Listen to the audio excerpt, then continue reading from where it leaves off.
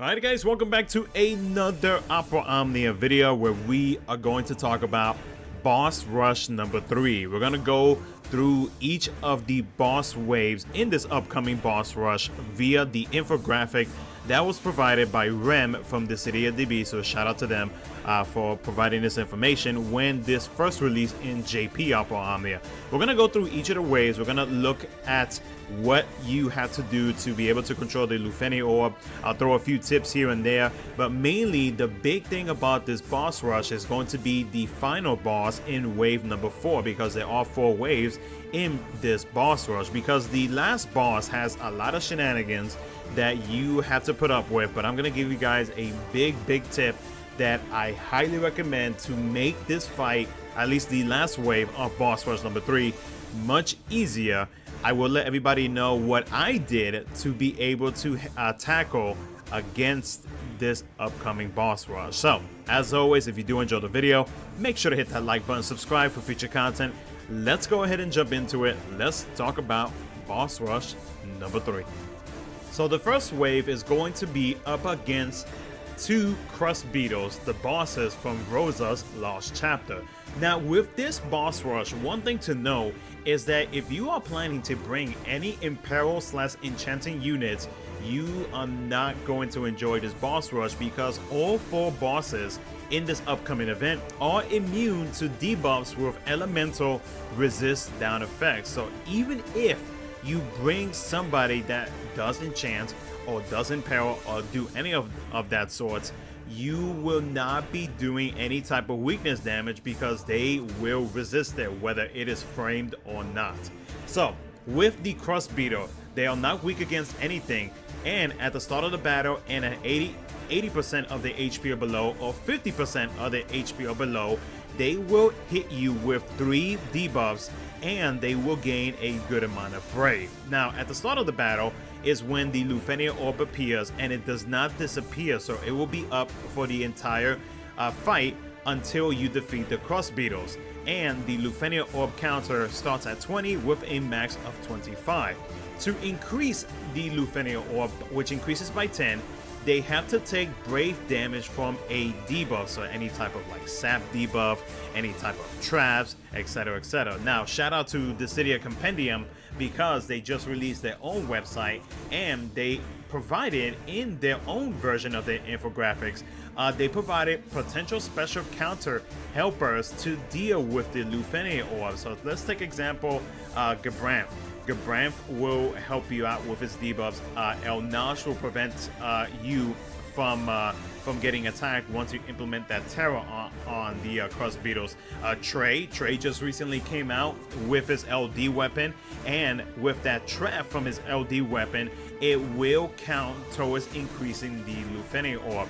You also have X-Def, you also have Artemisia. You have a few characters in this roster that you could potentially use to go up against the crust beetles. Now we're going up against the Guard Scorpion. Now with the Guard Scorpions, they are once again immune to debuffs with elemental resist down effects, and they can also not be launched. Now once they reach 80% or below of their HP and 50% or below of their HP, they will cleanse any debuffs you have on them, and they will also cap out on their max brave to a very high amount, which you will have to shave off. Now when it comes to their Leuphenia Orb, it will appear once they reach 80% or below of their max HP, and the counter will start off at 20 with a max being at 25. The only way to increase their Leuphenia Orb, which increases by 5 when you do, is after the player recovers 50% of their max HP with abilities, and the increase is based on the number of healed units, so it's like the total amount of healed units. Now once again, shout out to the Dissidiaoperaomnia, because they have provided some examples of some characters that you could potentially use. So you can go with, say, Aerith. If you picked up an LD weapon, she would be a good choice for going up against and controlling the Leuphenia Orb. You also have other characters like Ignis with his skill 1, Sealdor, Rude. You have a few options here. Porm, even though Porm, you know, at least at this time of the game right now in global, I don't see many people going with Porm. but I mean, it's an option if you want to use her. You can also bring Tola with an EX ability, also helps out in controlling the Leuphenia Orb, and then you have a few other options that you see here on the screen. Now let's talk about the main boss on boss rush number 3, which is going to be the Needle Snakes. Now with these Needle Snakes, they have a very nasty special effect that you're going to have to put up with, that you have to knock out. If not, this fight, it's going to be almost impossible for you to be able to defeat. The Needle Snakes, they are weak against ice-based attacks, but they do double resist melee/sword type of attacks. Once again, they are immune to the debuffs with elemental resist down effects, and they can also not be launched. With the special effect, the Needle special effect, when they do grant themselves that, which it doesn't appear after a certain amount of percentages or anything like that, it just comes out of nowhere. I believe it is based off of the number of actions that you do, but I am not entirely sure on that. But with the special effect, basically they start off at 3 stacks. On the 3 out of 3 stacks, they lower the HP damage taken by 50%. 2 out of 3 stacks, they implement a 20% HP poison effect on your team comp, and then at 1 out of 3 stacks, they raise their own max brave and attack by 50% and their defense by 70%. Now, every time that they go down in stacks, what they do is after you break them, which is the only way to be able to lower the stack amount for this Needle special effect, you have to break them one way or another. So you can use Ramza, you can use Kabranth. Actually, no, you cannot use Kabranth, and I'll explain why. But you need somebody to be able to like either insta break them or try to shave off the huge amounts of brave that the Needle Snake give themselves every single time you do break them until these stacks go away. But every time that you do break them, what happens is they increase their max brave up to a high amount, and then you're gonna have to deal with the following effects of the Needle stacks, the Needle special effect.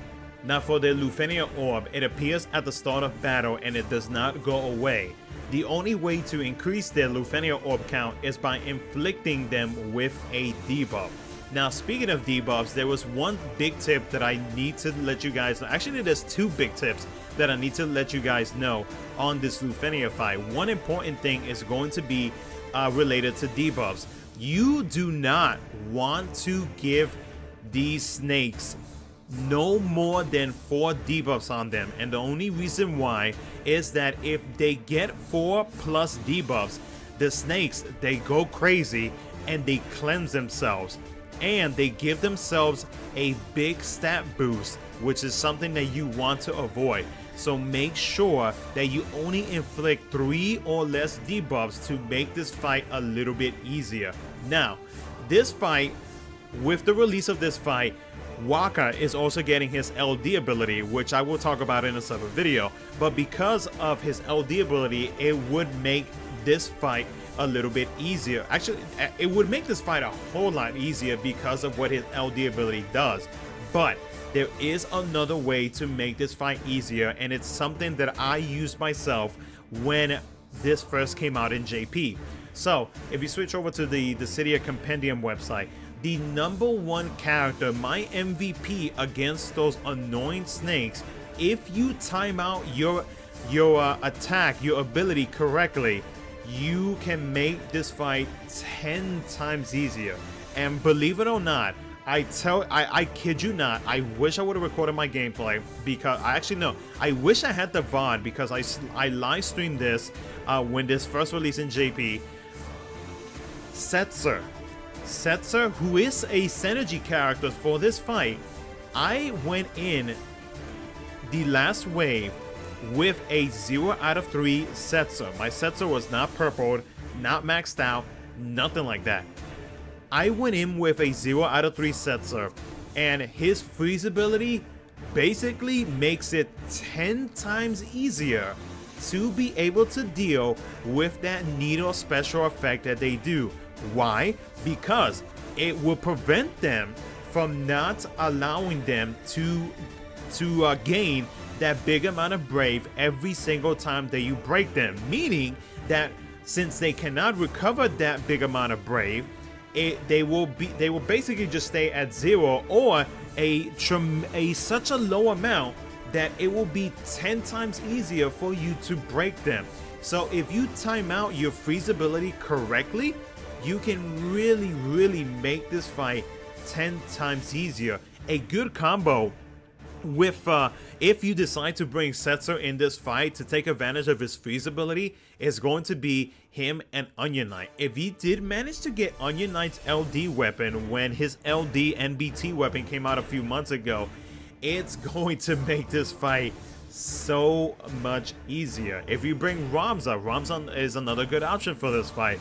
You can take advantage of his shout ability, which insta breaks them whatever the amount that they have. That's another option for you to bring into this fight. And there's a few other options that you could potentially bring into this fight, but I promise you guys, I kid you not, Setzer really is the MVP for this last wave, because it helps you counter that needle. And the thing is though, these snakes, these needle snakes, they're squishy, then they're not tanky, and you are able to kill them off real easily if you do bring Setzer. I promise you guys. Now you may ask, should I bring him as a call?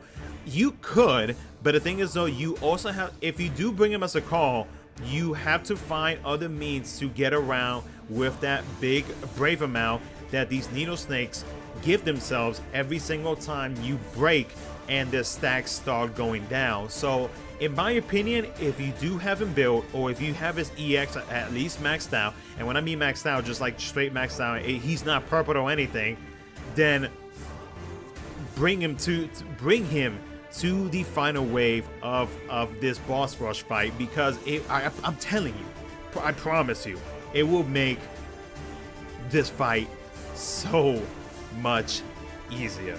But anyways though, that's gonna be it for the video, guys. Let me know what you guys think. Let me know of the team comps that you're gonna be bringing. What I will do is I will look up online and I will post up a few team comps down in a pinned comment of this video, where you can kind of, you know, get like an idea of like maybe a potential team comp that you would actually bring into this fight.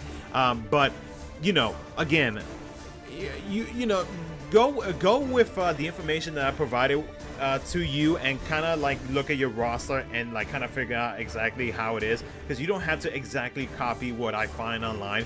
This is just a few examples for you to kind of go by. But if you do need any more help once Boss Rush number 3 does arrive to global, I will also post down in the pinned comment my Discord server, so that way if you are struggling with said fight, you can easily just join my server, and then me and the many other people in my server will be more than gladly to help you out, so that way you can complete Boss Rush number 3. But anyways though, like, subscribe, do all that good stuff, guys. Thank you so much for watching, and I will catch you guys in my next video.